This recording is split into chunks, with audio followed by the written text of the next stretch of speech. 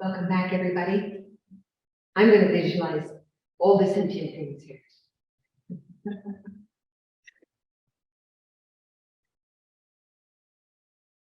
Fingers. Thank you. I'll do my best. But let's begin, please, by coming into the room.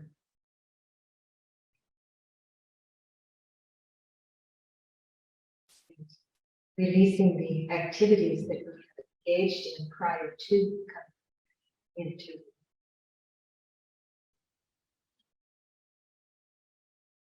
Making our dream impermanent plans, as Mahamudra used to say.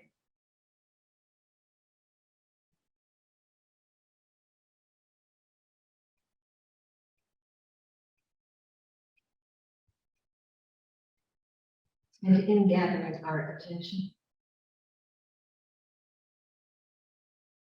we set our intention.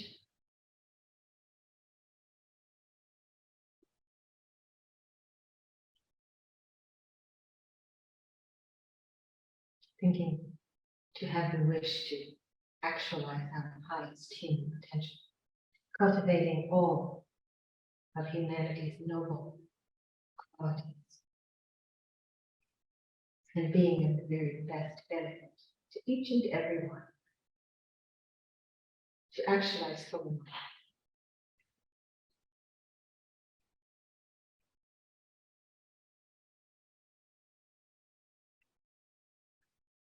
We'll begin with a brief meditation.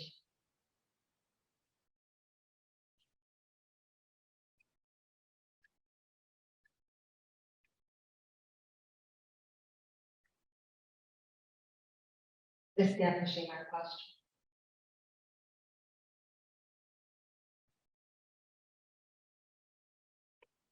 Taking note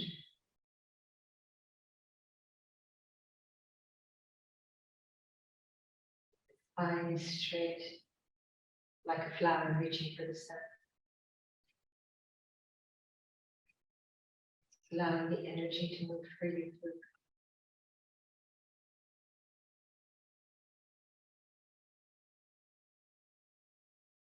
With this posture of dignity, we establish a sense of complete relaxation. Allowing awareness to come to our crown and scan down through the body, releasing any tension or tightness in our own time.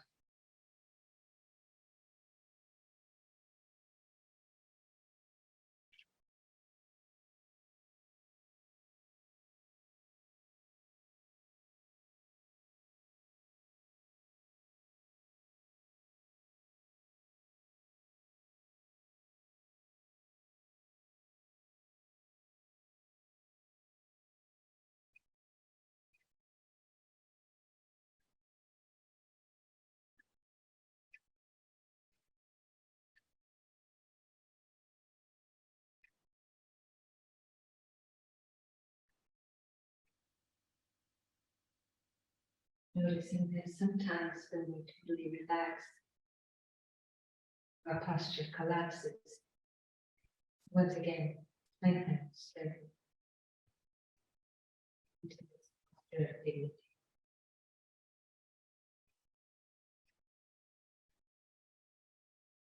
And we turn our attention to the rhythm of the breath.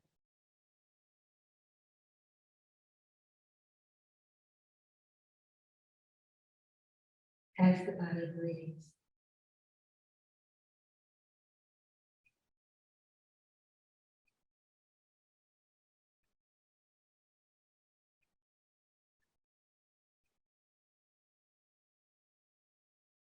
The harmony between sensation, stillness, and movement.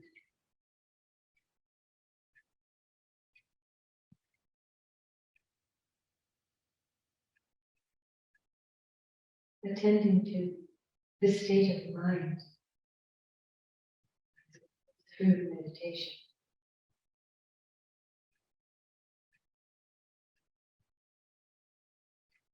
Knowing What arises, what abides, and what passes without engagement. We attend to the sensation of the breath. We make a strong intention not to be distracted, but to remain present in each moment, by tuning our awareness to attend to the sensation of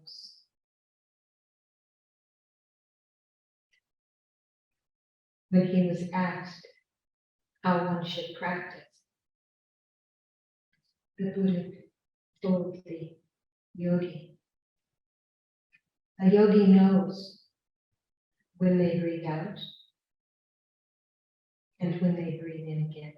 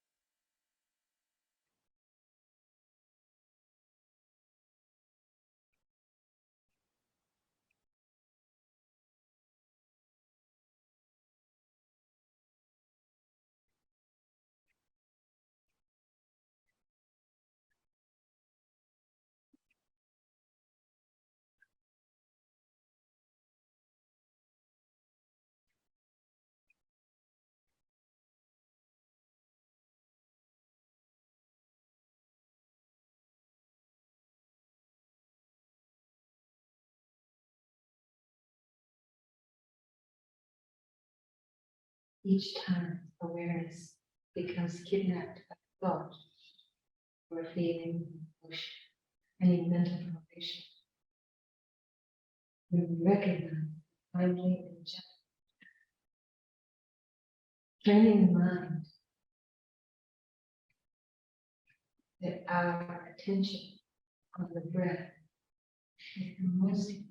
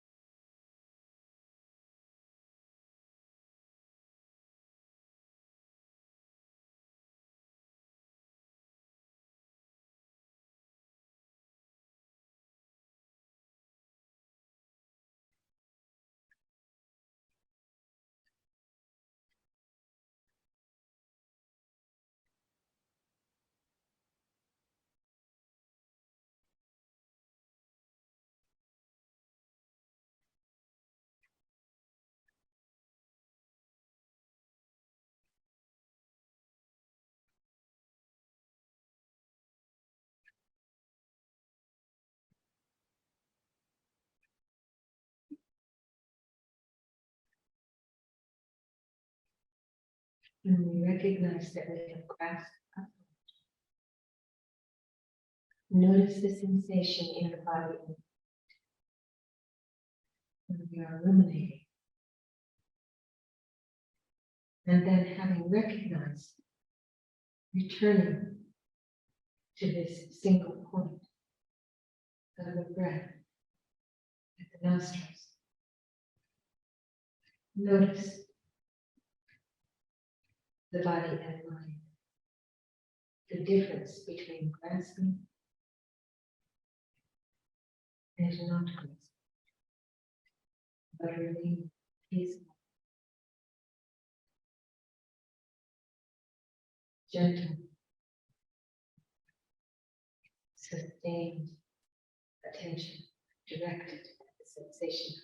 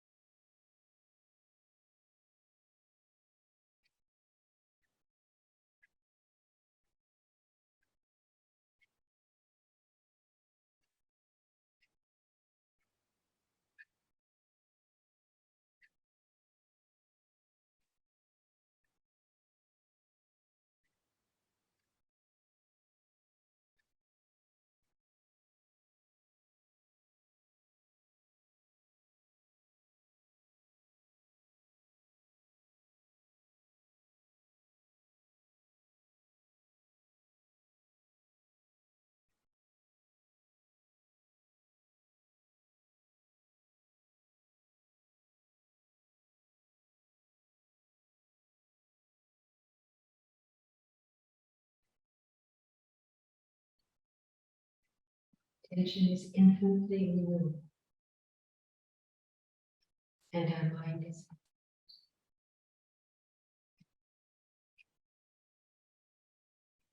always returning to the object of the meditation, to inform,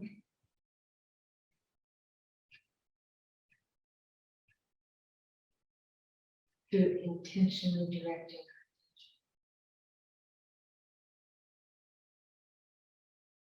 In this way, we cultivate sustained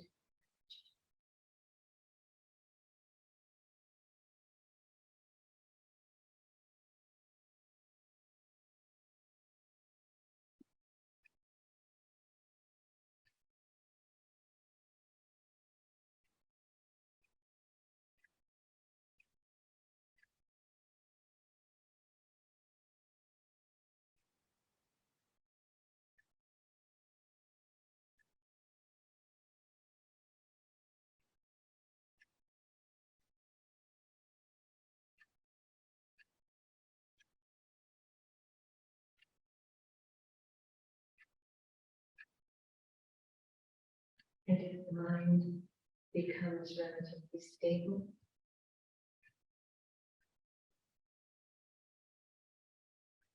intentionally allow attention to begin to expand into awareness, letting the breath go into the background. Awareness.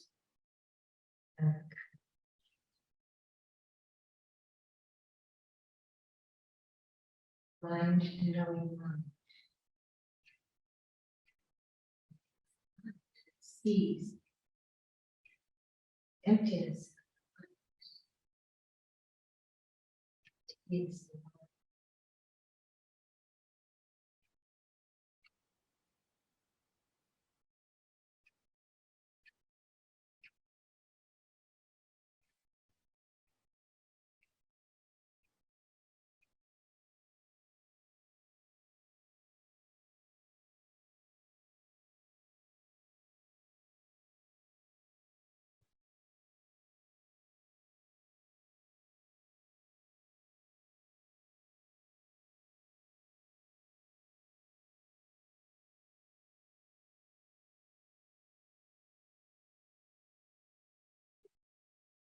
like the open blue sky, the essence of the spacious and pure.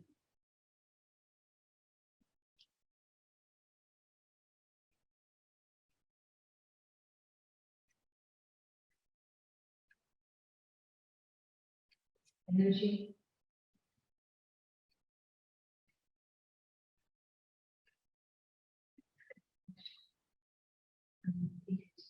all pervasive.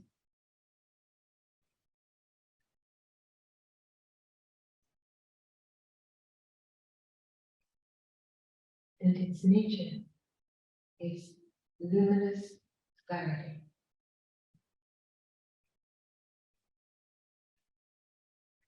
Spontaneous.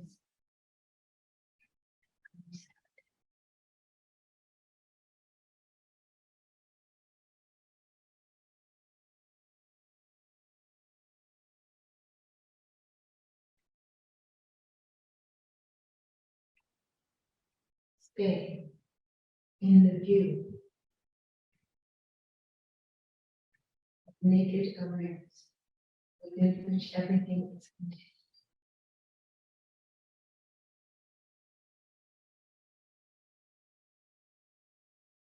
Sensory perceptions, appearances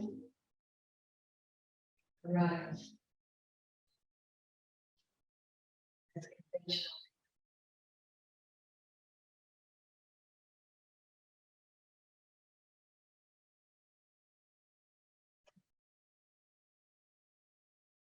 They are all empty.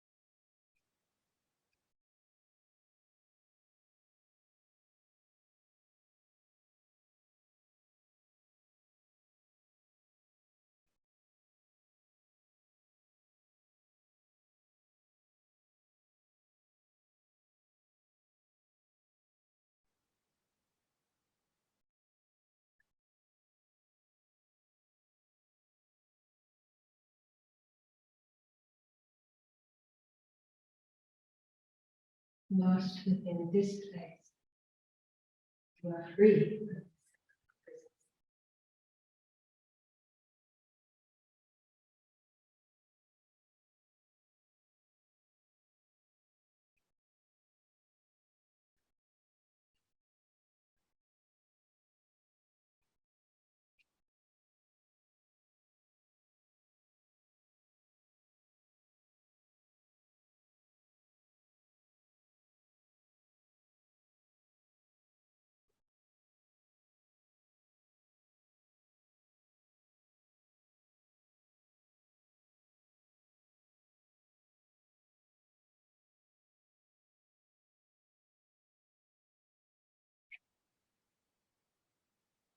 Once again,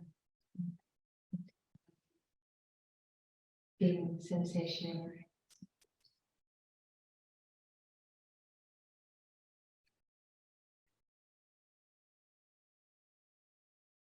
I want to recap what we talked about this morning, what I mentioned.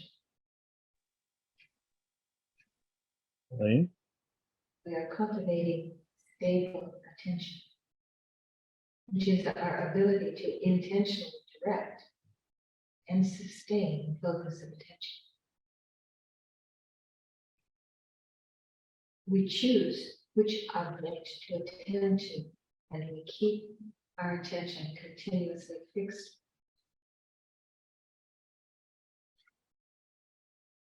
Generally speaking, our attention moves spontaneously, again getting captured and alternating. Spontaneously. In other words, without any direction. Scanning is when our focus moves from object to object, searching for something of interest. Captured happens within objects like a thought or a sensation suddenly captures our attention. And alternating attention is a subtle, more scattered attention, which really isn't inherent, except to meditators. Intentionally directed attention means that we make a conscious decision of what to pay attention to. As Mama said, strong determination. And after directing our attention to perhaps breath, then we may soon find it. So we must learn to sustain our attention, to stop all spontaneous movements of attention, to stop the scanning and getting captured.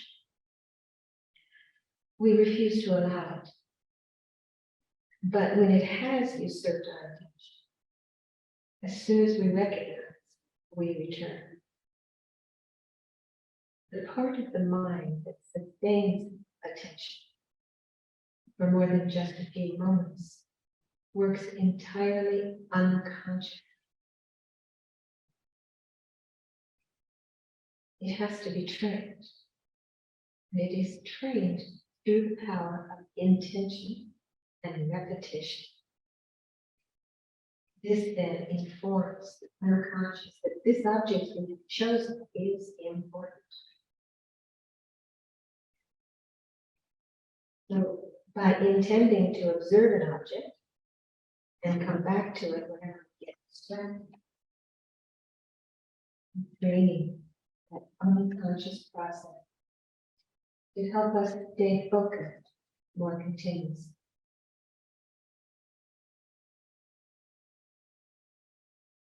We're informing it that this object is important. This object is more important than anything else that comes into the simply by intending, intention, strong determination to observe an object and to come back whenever we get distracted. We're training the unconscious to help us stay focused and more continuous. This is really important, but we're training an unconscious process using intention. Holding this intention together with returning our attention to the breath over and over again, whenever we get distracted, informs the unconscious weighing process that this is important, which then keeps the attention focused on the breath. So this knowledge reinforces the importance of continuously returning to the object with the intention to retain attention. Not spacing out and not giving up. Throughout the stages of meditation, we use conscious intention to train the unconscious. With the correct use of intention, we can transform our bad habits. We can undo incorrect views, and we can cultivate healthier perspectives. Skillfully applying conscious intention can completely restructure the mind. And it can transform who we are. Elaine, This is the very essence of meditation. We reprogram unconscious mental processes by repeating basic tasks over and over. Elaine, can you hear me? Hello? Clear intention.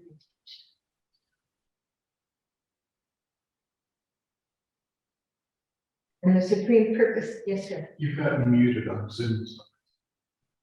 Oh. I'll do it. Thank you. Has it been unmuted the whole time? I mean, muted the whole time? Oh, goodness. No, Goodness no, I could hear you. No, you weren't muted. No. It was just a bit fuzzy, that's all. There's no echo. It's clearer now, that's all. I don't know. It's beyond my ken.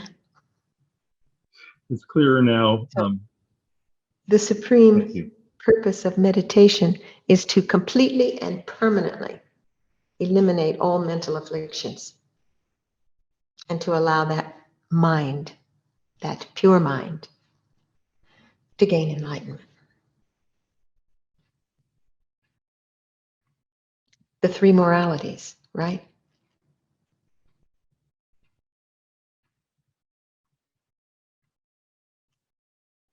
Accentuating the positive and eliminating the negative and benefiting sentient beings.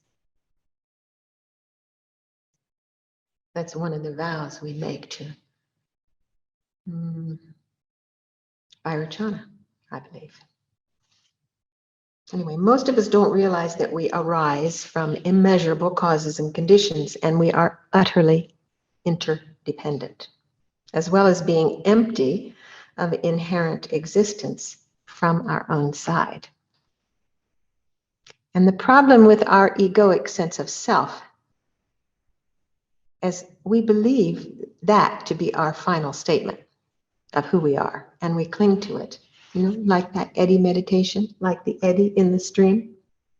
We fixate on it, we perpetuate it, and we allow the precious gift of our attention to remain trapped and bound within it.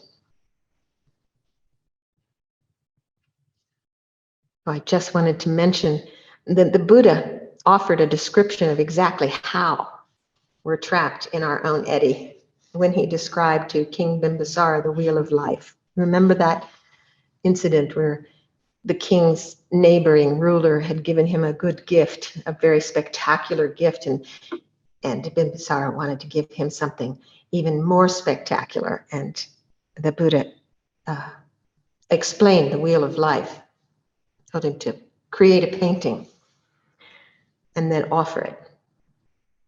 And he did that. And there was an inscription at the bottom of the painting, the bottom of the thangka. And it is said that the ruler, after reading that stanza, developed immediately renunciation and deep insight. And so the whole kingdom benefited. And this inscription reads, "The cause of our unwanted suffering is rooted in the delusions obscuring the essentially pure nature of our mind." We just hear it over and over and over again, that mind is pure, empty, spacious. And we can break free from the entire attention trapping cycle at any time by seeing a single link, recognizing the power with which it has usurped our attention, grabbed it. So one skillful way of looking at these various links or conditions is to ask the question, what's looking? Wisdom or ignorance? When we recognize that something has arisen. So karmic formations lose their power when we recognize the habitual patterns arising. So we get hijacked out of the pilot's seat, out of these habitual patterns. And we say, I'm not my habits. So we don't have to follow that habit. So it is mindful attention that allows us to unbind, to step off at any one of these various links. Each recognition weakens the power. It's the same, it's repetition. Each recognition weakens the power of the entire system of suffering.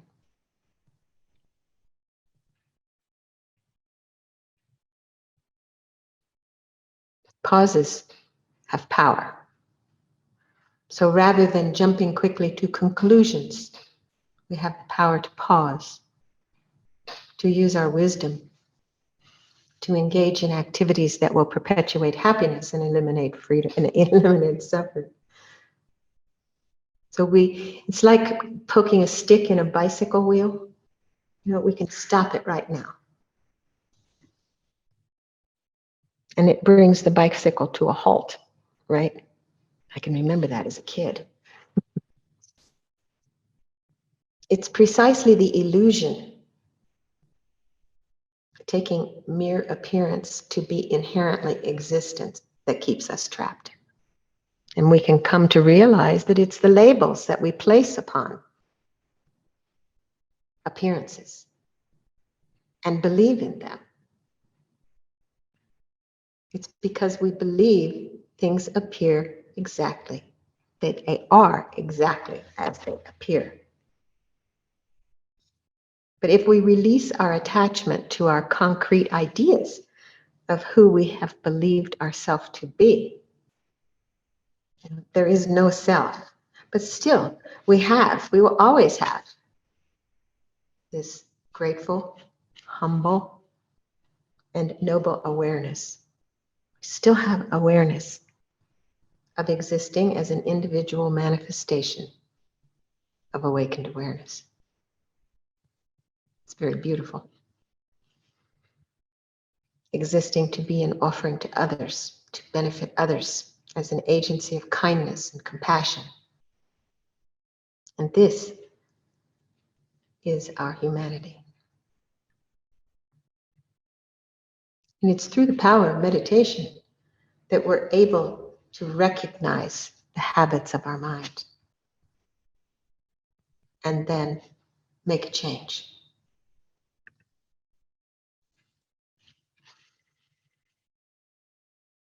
And then I thought, we'll take a break in 15 minutes or so. And I thought I wanted to mention something about Lama Tsongkhapa, because we'll take a break and then we'll do the Lama Tsongkhapa Guru Yoga. Some months ago, maybe it's even been a year now, times like this, I read Lama Tsongkhapa's biography written by Thupten Jinpa. So fantastic. This is how we develop faith, when we when we read about the deeds of these holy beings, the many, many, many things that they did to benefit sentient beings, who they were. It's generally accepted that the greatest contributors to the historical records of Tibet were Padmasambhava, Atisha, and Lama Tsongkhapa. Lama Tsongkhapa was 1357 to 1419, I think. Anyway, it was the 37th king of Tibet, Trisang Detsen, who first invited the Bodhisattva Shantarakshita. That was in 725 or in the 700s. He invited him somewhere there in the 700s. So this great Indian Pandit was of the Mahayana school, and he was the abbot of the Buddhist University, Nalanda. And at that time, and also in all the times when these three main figures came, there were negative forces in Tibet. So Shantarakshita advised the king to invite Padmasambhava, who came, and he apparently subdued all the negative forces. And then he instigated the construction of the first monastery at Samye, south of Lhasa. Then there was a period of time in Tibet after the repression of the doctrine of King Long Dharma, when no one could find any compatibility between Sutra and Tantra. They seemed separate. And it was Atisha who dispelled those views and started the Kadampa tradition. And later, and this was interesting to me, that people couldn't see how learning, study, and yogic practice were united. And it was Tsongkhapa who revealed that path. Just remarkable what he did. So he was only 62 when he passed away, but he taught and achieved so much. He traveled, he did a lot of retreat, but he would retreat and then he would go and teach, and then he would retreat and then he would go and teach. So if we considered his life, the list of his discourses and his teachings, we might think that he spent his whole life teaching. But if we consider from the point of view of his daily practice, the amount of various and Sunday practices that he did, then it would seem that he spent his whole life practicing in meditative retreat. But then if we consider his literary output, then we would think that all he did was right. His Holiness the Dalai Lama says that it's his greatest feat was that he did all three. He did, I think the very first one was to refurbish. He found a Maitreya statue that was in bad shape. And he raised the funds to completely refurbish that Maitreya statue, to restore it to its natural glory. And then he gave elaborate discourses on Vinaya, ethics, discipline. He's known for that. He organized the Great Prayer Festival, which still happens. And reading about that in the book about how he did that and all the people that came, it's just quite remarkable. It's very inspiring to read. And then also the construction of Gendon, the main hall, with all the many holy objects, the paintings. I went to Bhutan in 2000. And the monasteries, I was able to go by helicopter. I was gifted this trip, and we flew by helicopter from valley to valley. So in a week, we were able to go to something like 5 different monasteries. And it was just completely astounding, just mind-blowing. And for me, heartbreaking, because I recognized at that time what it meant, that the destruction of all of the temples and monasteries and holy objects in Tibet, the unbelievable waste, the unbelievable sorrow from all of that. We can only imagine, we can only imagine the glory, because we can go to places now and see really stunning old monasteries, huge statues, huge protectors at the front door of the one meditation room, life-size 21 tars, just completely mind-boggling to see that. It was Lama Tsongkhapa's example of the unification of scriptural learning and the meditative application of that, taken as a unified path that shows the essence of the Buddha's intent and the truly quick method of achieving enlightenment. This is when we are in retreat. This is how we practice.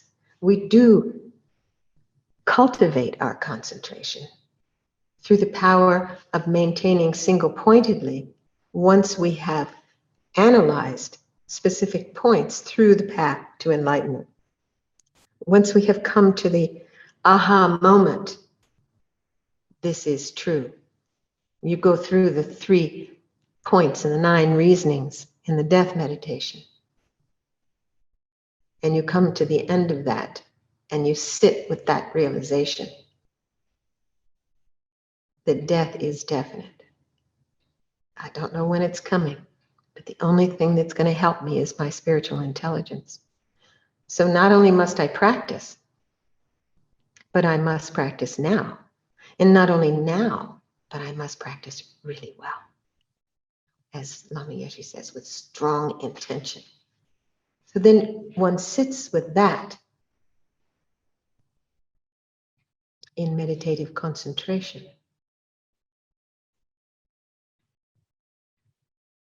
And holds that.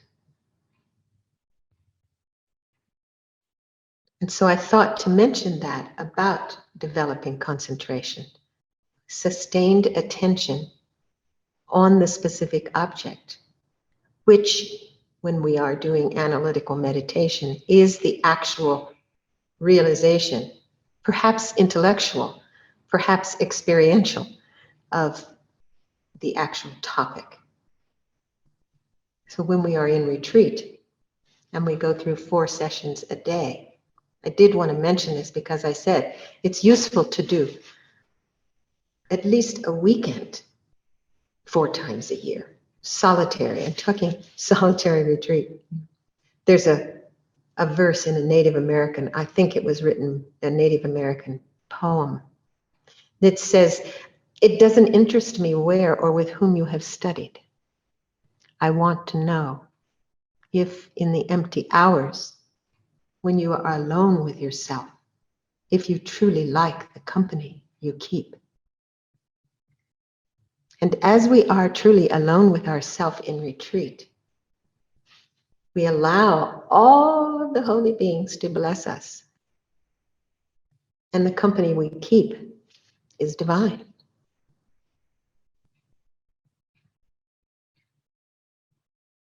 And someone once asked about how do you do that kind of a retreat? If you were going to do a weekend retreat, how would you do that? My advice about doing solitary retreat is to create a beautiful retreat. So if you're going to do a weekend retreat, you set your intention ahead of time. I'm going to do a retreat on the last weekend of the month for 3 months, something like that. And then when the Friday comes, you shop so that you have a lovely meal for dinner.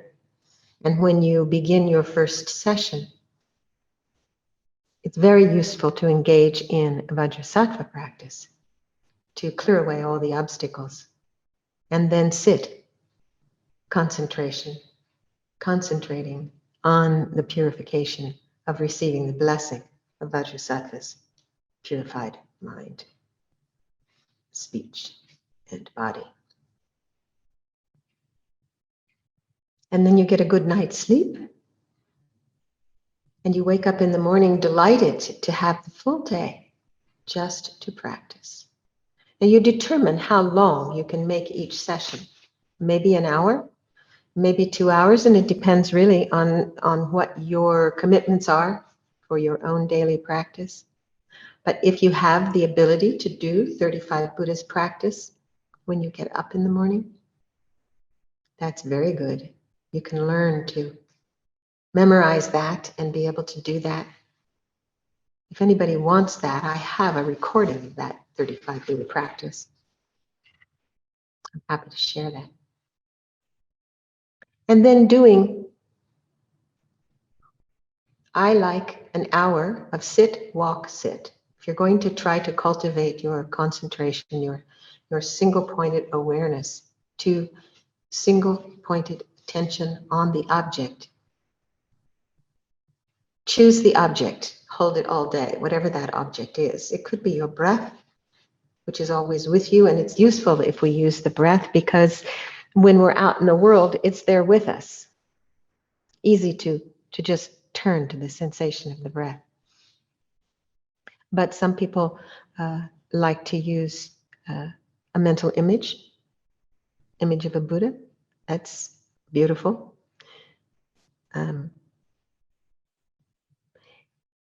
Gradually going through our concentration from relaxation, each session, begin relaxing.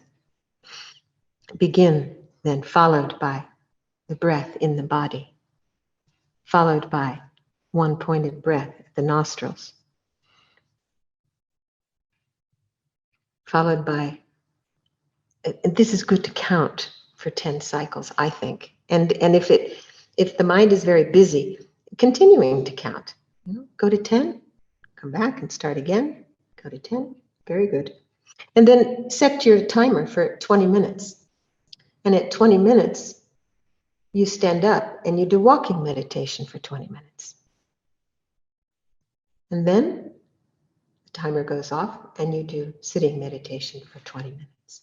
This, I think, is very useful for ongoing repetition to keep at the forefront of our mind. And when you go to bed at night, before you go to bed at night, the last session, including Vajrasattva, and you wake up in the morning and you do one more session. And if, let's say, you determine you're going to do 4 months, one weekend a month for 4 months. So if you took the precious human life the first month, and death and impermanence the second month, and karma the third month, and suffering of samsara the fourth month, those are the 4 thoughts that turn the mind to practice. Slowly, we begin to imbue the mind with a sense of urgency, a renunciation of chasing after the happiness of this life. So I wanted to mention that in case anyone's interested in doing just a weekend retreat. And I don't know if any of those in the room have any questions about that, but I'd be happy to answer them.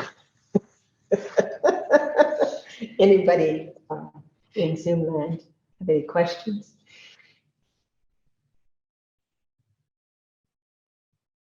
Hello, Elaine. May seem obvious. Well, Wait, somebody unmuted themselves. oh yes, please. Somebody? Hello. It may seem an obvious question, but could you Okay.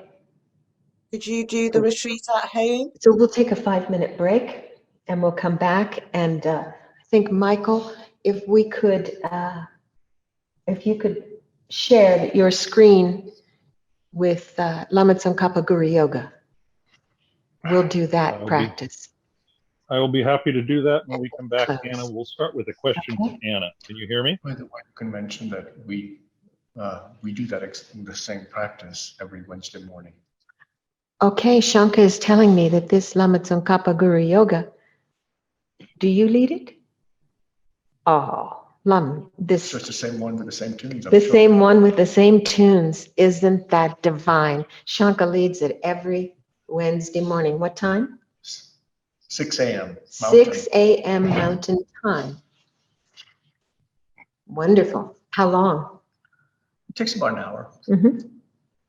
So good. Omaha.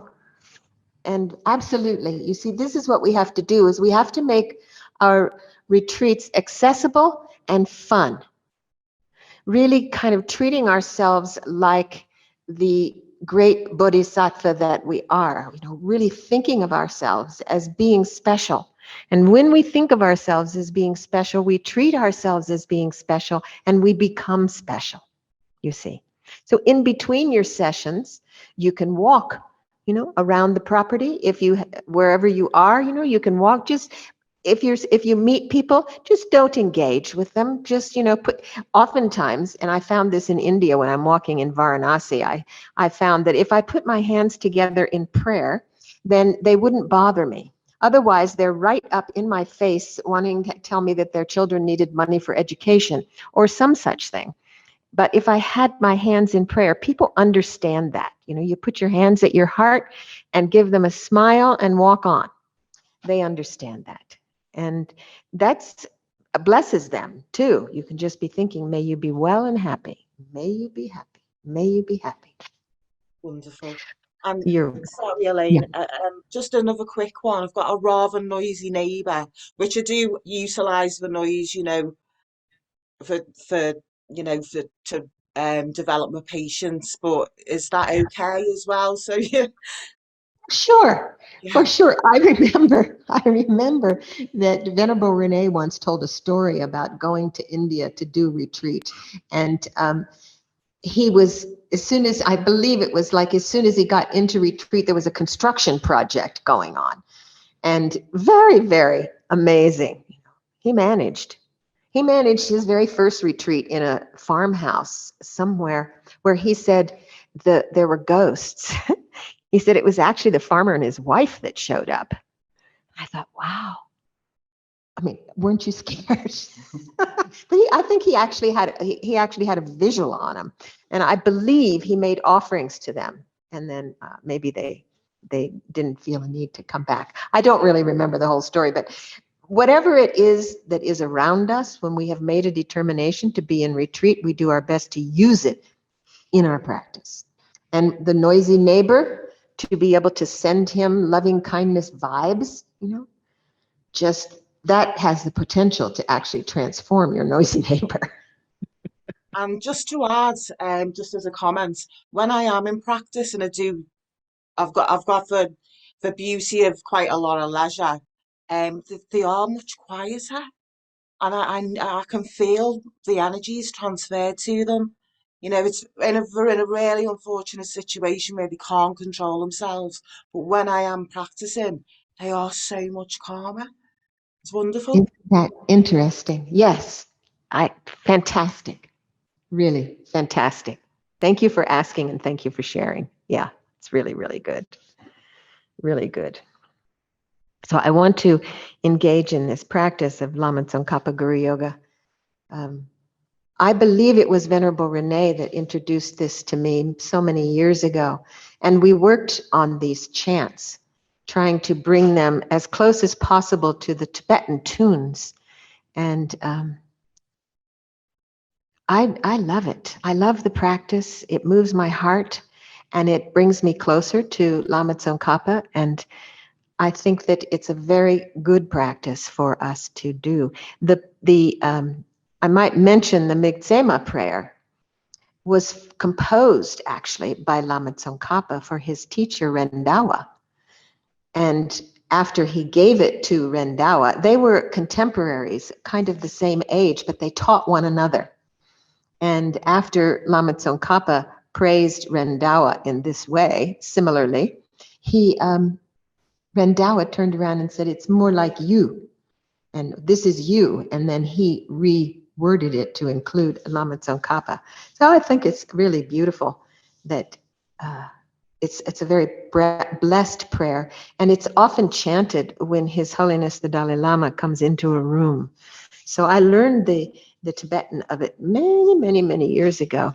And then when Venerable Renee and I were working on the chants, just the idea of being able to chant that same tune in English and get the meaning, when developing chants from using Tibetan tunes from English translations is tricky, because the Tibetan tunes are 7 syllables or 9 syllables, the lines, there are a certain number of syllables. And in order to have it work in English, you have to translate that in a way that and maybe cut something and put an apostrophe in there in order to make it fit in the Tibetan tune. So it's a challenge, but it's beautiful, and I will share it. And if you are so inclined to do this again and really learn it, to do it with Shanka at 6 o'clock on Wednesday mornings,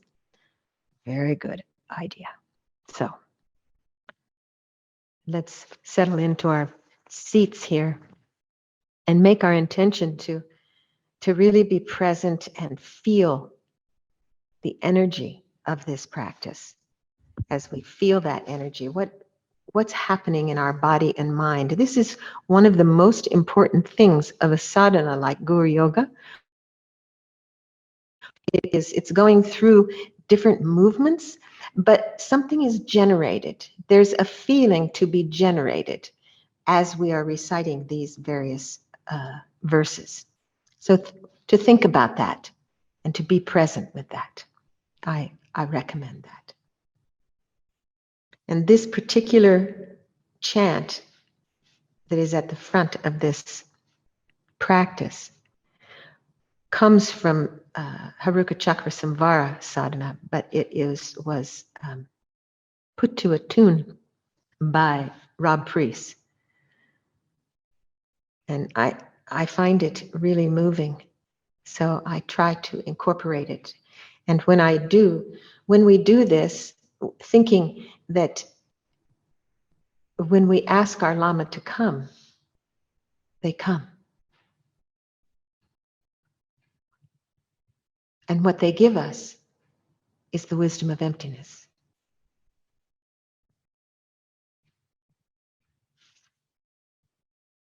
Om, please come, great hero, the teacher of pure words, creation, destruction, self-arisen, the wisdom of emptiness, and that alone.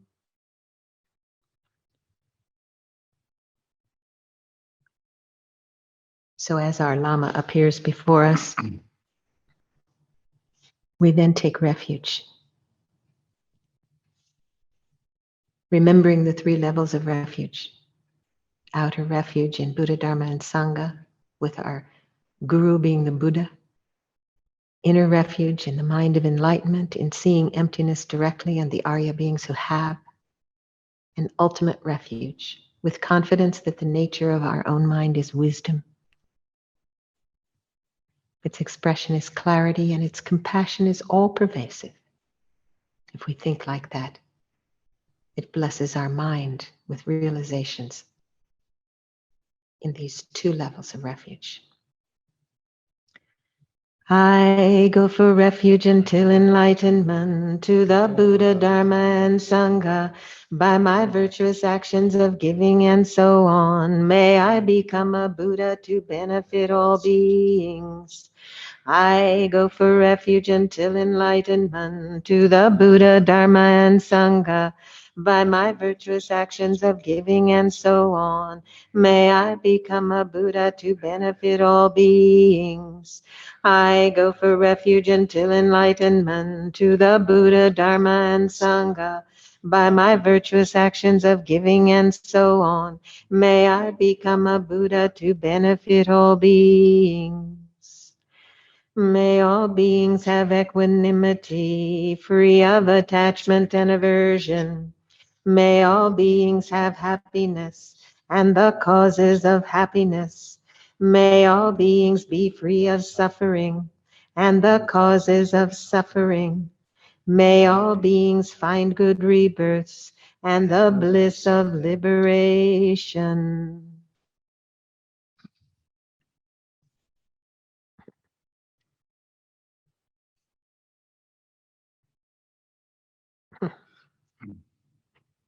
So then we think of purifying the place. In other words, to create this as a crystal palace filled with offerings. And we, as bodhisattvas, may the ground everywhere be pure, free of roughness and all flaws, soft as the palm of the child's hand, smooth as polished blue sapphire. May all space with Samantabhadras, clouds of offerings be filled, offerings human and divine, both actual and imagined. And then we recite the offering cloud mantra, thinking that these offerings that we have before us are multiplied, filling all of space. Om Namo Bhagavate Vajrasarva Pramadana Tathagataya Arhate Samyak Sambuddhaya Tayata Om Vajre Vajre Mahavajre Teja Vajre Mahavidya Vajre Mahabodhi Chita Vajre Mahabodhi Mandopasam Karmana Vajra Sarva Karma Avarana Vishodana Vajre Soha. Om Namo Bhagavate Vajrasarva Pramadana Tathagataya Arhate Samyak Sambuddhaya Tayata Om Vajre Vajre Mahavajre Mahateja Vajre Mahavidya Vajre Mahabodhi Chita Vajre Mahabodhi Mandopasam Karmana Vajra Sarva Karma Avarana Vishodana Vajra Soha. Om Namo Bhagavate Vajrasarva Pramadana Tathagataya Arhate Samyak Sambuddhaya Tayata Om Vajre Vajre Mahavajre Mahateja Vajre Mahavidya Vajre Mahabodhicita Vajre Mahabodhi Mandapasam Kramana Vajra Sarva Karma Avarana Vishodana Vajre Soha. So now skies of offerings are before us. And we think to invoke Lama Tsongkhapa and his two heart disciples. You who emanate on snow white clouds from the heart of Buddha Maitreya, Savior of 100 devas, joyful realm, Losangdrakpa, all-knowing King of Dharma, with your two heart disciples, I beseech you, please come before me. So now from the heart of Maitreya, Lama Tsongkhapa and the two disciples descend down. In space on lion throne, lotus and moon, my kind guru, smiling with delight, is the supreme field for my faithful mind. Please forever abide and teach us. And we prostrate. Your holy mind knows all phenomena, your fluent speech a sweet melody. For the years of fortunate beings, your form resplendent with fame's glory. I prostrate to you who is meaningful to see, hear, and also bring to mind. And we make offerings. Pure water and well-arranged flowers, fragrant incense, life's perfume and more.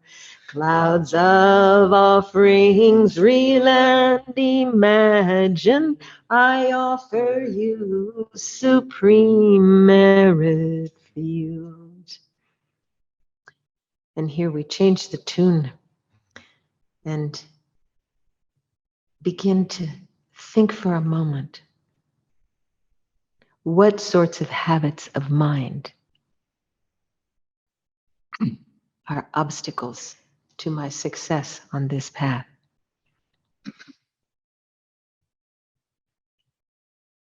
And have regret for any actions of body, speech, and mind we have created, caused others to do, or in which we have rejoiced. Non-virtues of body, speech, and mind, transgressions of my 3 sets of vows, committed since beginning less time, all I confess deeply from my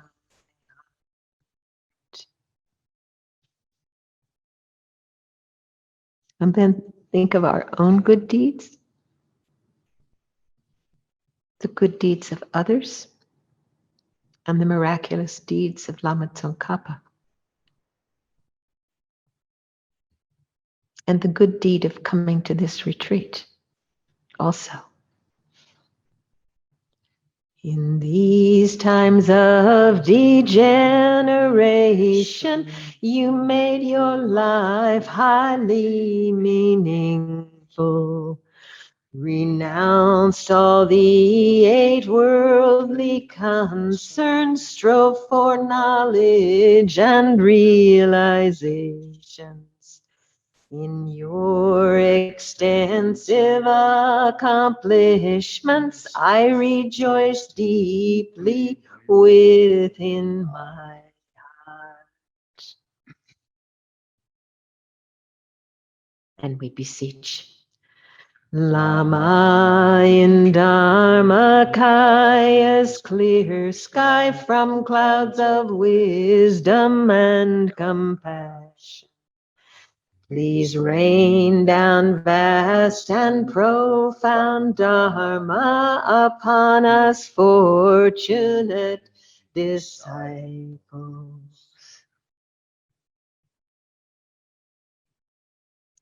I dedicate all of these virtues to the Dharma, all living beings, and especially that the heart teachings of Losang Dragpa remain forever.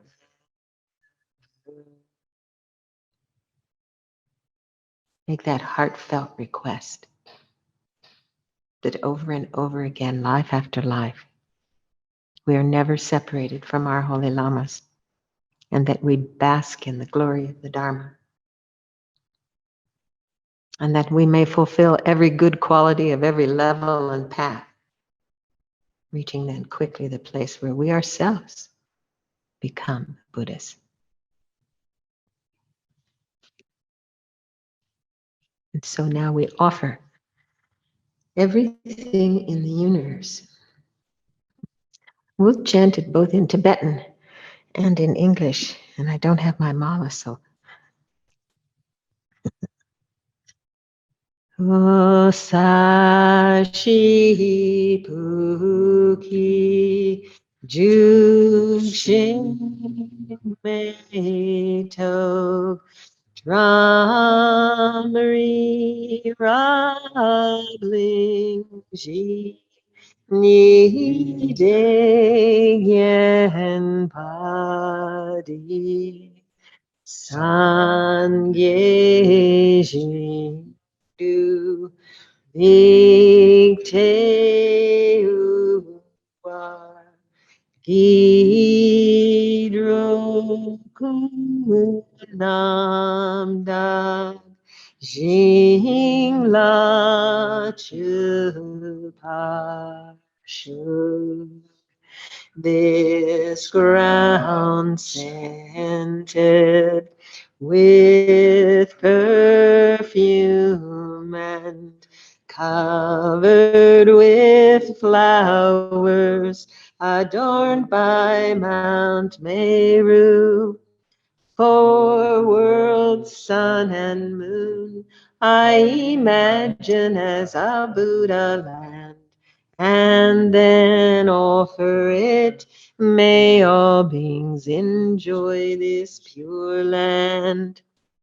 I send forth this jeweled mandala to you, my precious Guru.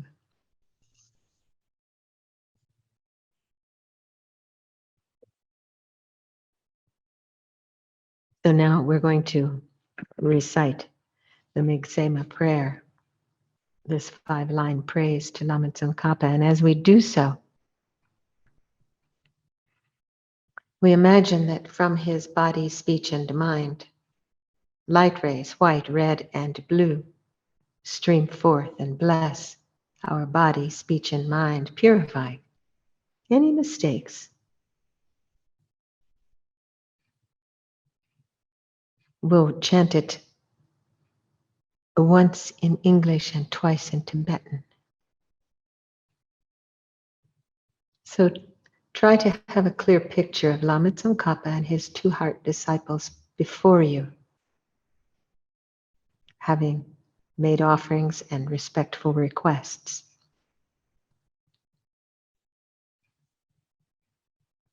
We make this prayer.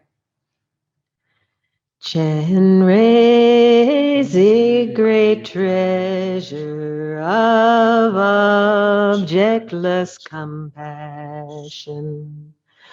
Manju Shri Lord of stainless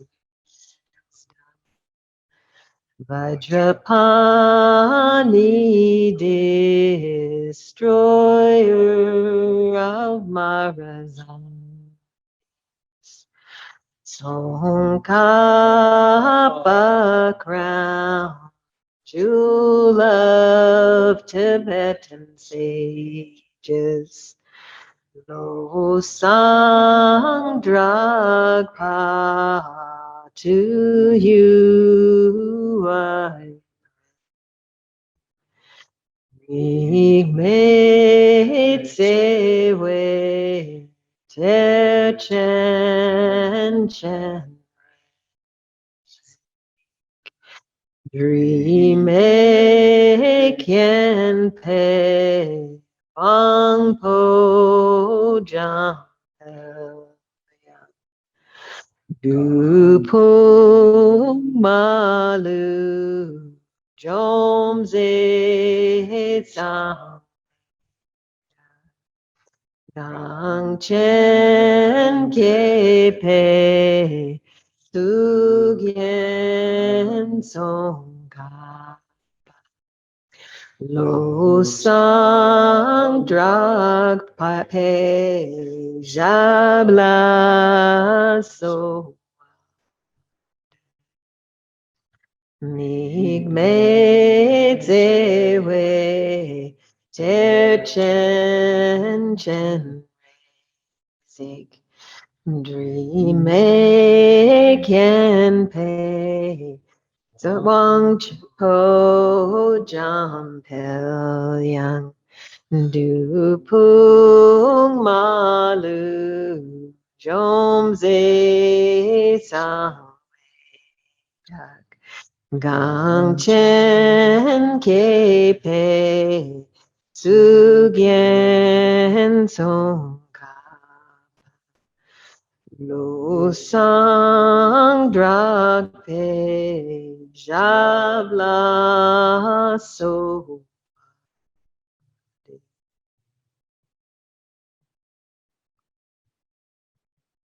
Now we see Lama Tsongkhapa and his disciples smiling. And we make this request. O magnificent and precious root Guru, please abide on the lotus and moon seat above my head. Guide me with your great kindness and grant me realizations of your holy body, speech, and mind. So now we see that the two disciples merge into Lama Tsongkhapa, who smiling lovingly comes to our crown and sends down a rain of blessings, purifying our body with Om, our speech with Ah, and our mind with Hum. So we'll do this by taking a deep breath and reciting Om, a deep breath reciting Ah, and a deep breath reciting Hum, and then all three together. Om.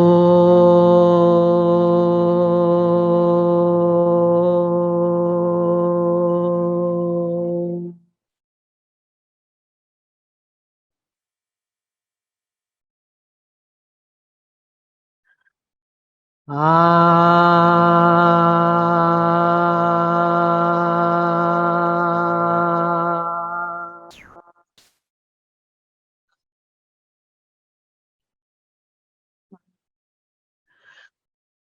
Om.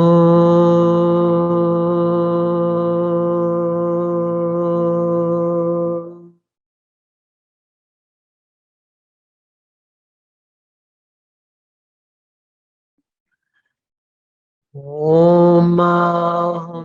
Om. Om. Om.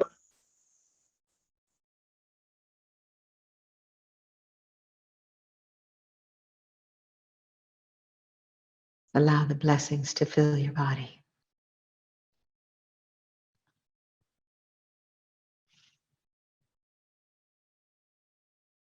And make this prayer. O magnificent and precious root Guru, please abide on the lotus and moon seat at my heart.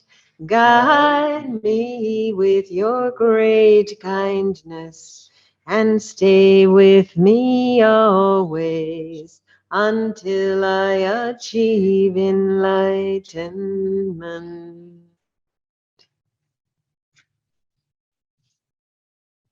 So now Lama Tsongkhapa melts into light.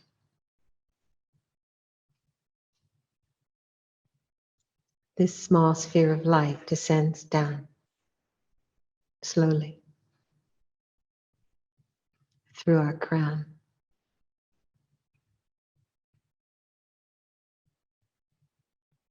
coming to our heart center. This is the light of love, universal love, wishing every single living being to have happiness and all its causes. It is the light of compassion, great compassion, wishing every living being to be free of suffering and all of its causes. It is the light of wisdom that realizes that there has never ever been even one atom of true existence.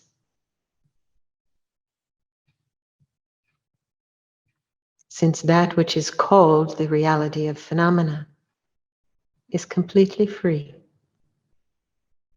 of inherent existence or non-existence, of permanence or annihilation, of samsara or nirvana.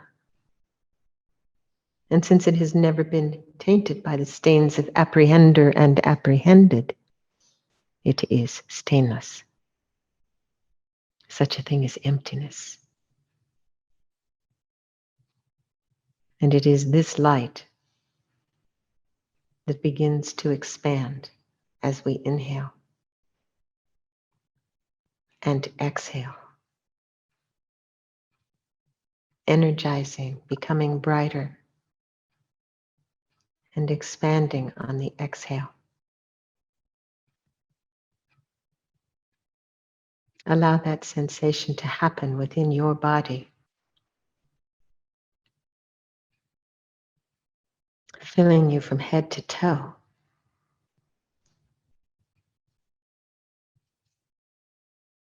And then passing through your pores.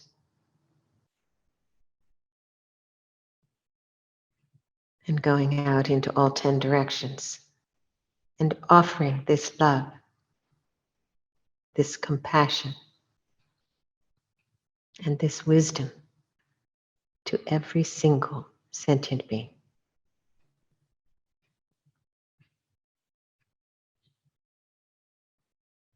Let it blanket the world.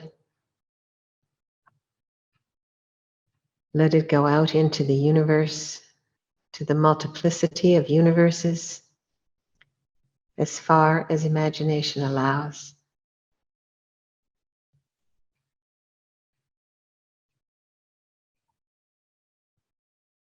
And then to collect back, dissolving everything into the nature of clear light emptiness. As it cuts smaller to the size of the room, to the size of the body, until once again it's a small sphere of light and we penetrate it with our mind right there at the level of our heart. And that too dissolves completely. And we see the empty nature of our mind.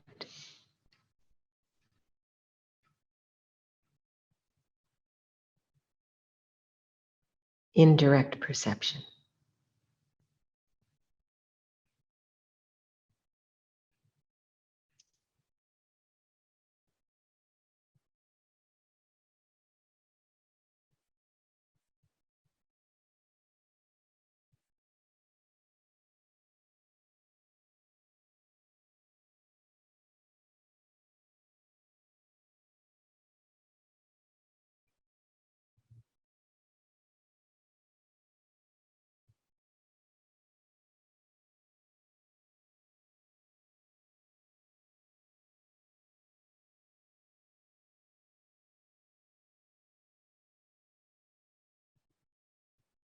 And thinking of sentient beings motivated by compassion, we once again crystallize into our bodhisattva bodies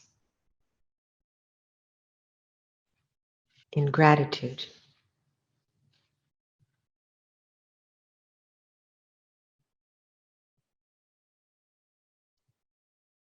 And in order to firmly implant seeds on this path to enlightenment, which elucidates the three principal aspects of renunciation, bodhicitta, and wisdom, we'll read the complete path, composed by the 7th Dalai Lama and translated by Glenn Mullen. Whatever you want for yourself and others with a human form is easily attained. Disengage yourself from meaningless efforts. Strive to accomplish the highest goals.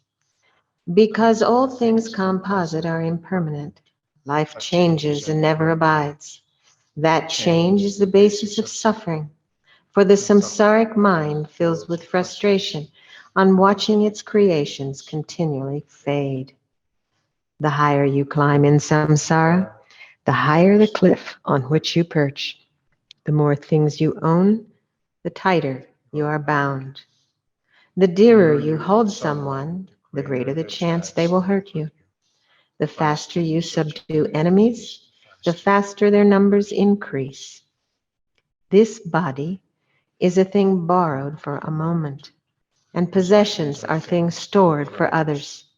Now we dally with them, but quickly are they lost and misused, and only are sources of misery. Therefore, no worldly possession is worth the effort of gaining. Turn your back on that which only handicaps. An unburdened mind is joy supreme. The pinnacle of aims is to follow this path. Body, speech, and mind kept stainless in pure self-discipline. Mind held in samadhi, blissful and clear. And wisdom seeing all realities of every situation. The mother beings wandering in the six realms, to me, their child, are pieces of my heart. For many times have they soothed my troubles, and in infinite ways have they brought me joy. These infinite beings, so kind, are covered by the fog of ignorance. Constantly lashed by whips of delusions, they have no chance to lay down the burden of misery from their minds. Therefore, whenever you meet anyone, greet them with eyes smiling with love. Why mention that you shouldn't even consider holding evil intentions or deceptive thoughts? The way people and things seem to be, other than projected labels, is a distortion created by deluded mind. If we look at the root of things, emptiness is clearly understood. And in the vast space of the perception of emptiness, mental grasping for the ultimate subsides. Then one looks into the face of the world, everything is seen without essence. Understanding interdependence, we understand emptiness. Understanding emptiness, we understand interdependence. This is the view which is the middle, and which is beyond the terrifying cliffs of eternalism, nihilism, neither or both. This is a very good prayer or a text to memorize and use as your motivation before you start your practice, and to really think about what it means in terms of renouncing. Bless me to see all that's wrong with the seemingly good things of this life, and how it is to cultivate this mind of bodhicitta and wisdom. So it's quite excellent. So we'll dedicate with Master Shantideva's prayer.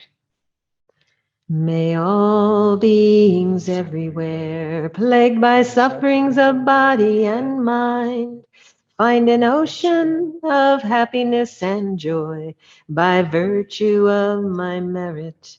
May no living creature suffer, commit evil, or ever fall ill.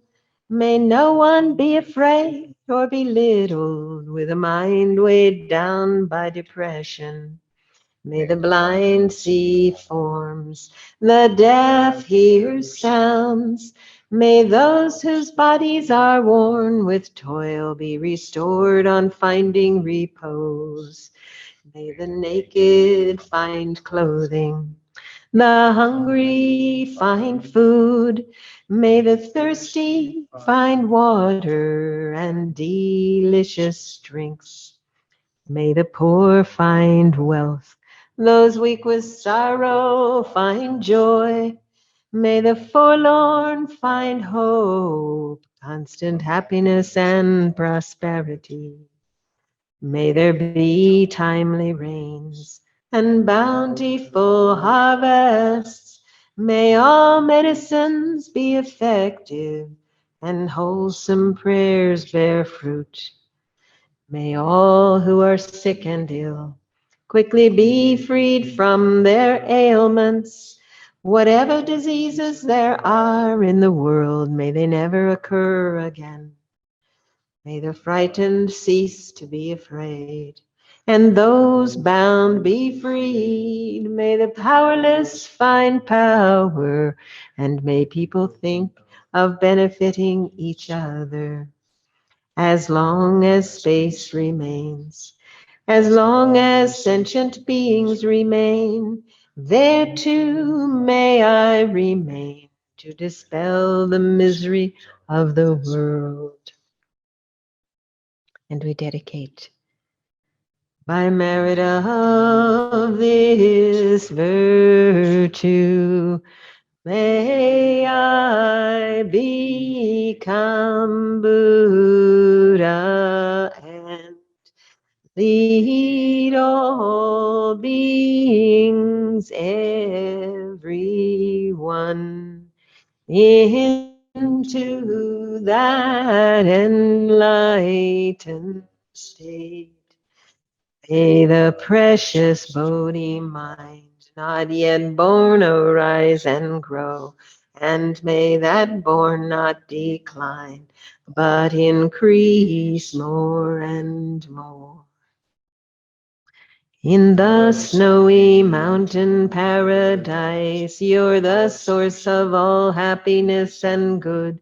Powerful Tenzin Gyatso Chenrezig, Zig, please remain until samsara ends. Savior of the snowlands, teachings and beings, you clarify the path that unifies emptiness and compassion. Lotus holder Tenzin Gyatso, may all your wishes be spontaneously fulfilled. So this prayer, this particular version of this prayer, was created before Lama Zopa Rinpoche took the aspect of going into the Dharmakaya. So instead of reciting "Please live long," we'll chant "Please come back." Great upholder of the moral way, bountiful bearer of everything good, accomplishing beautiful prayers, honoring the three precious jewels, sustaining and spreading Buddha's words. Kyabje Zopa Rinpoche, our precious Lama, please come back.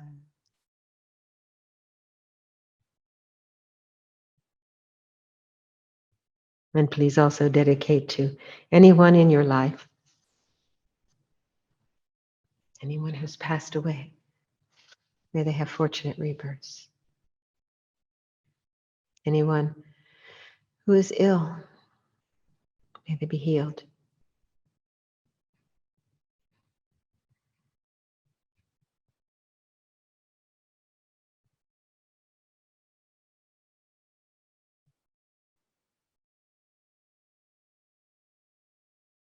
And to pray, let there be world peace based on enlightened politics. Wherever we are, pacify all obstacles, and may all the perfect conditions flourish abundantly.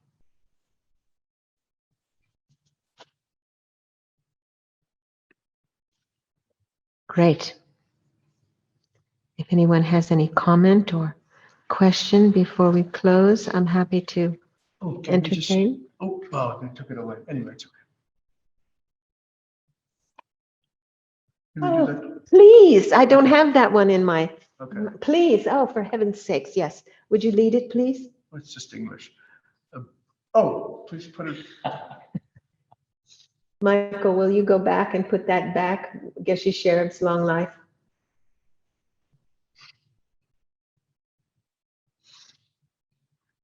Okay. Great. Beloved teacher, leading your students toward wisdom and compassion, explaining through enacting discernment the steps of the graduated path. You are the unequaled guide. Please live a long and stable life and return soon. I'm staying in Geshe-la's beautiful little house. It's really blessed. Yeah. Thank you all for coming. I appreciate you. You have to look that way, by the way.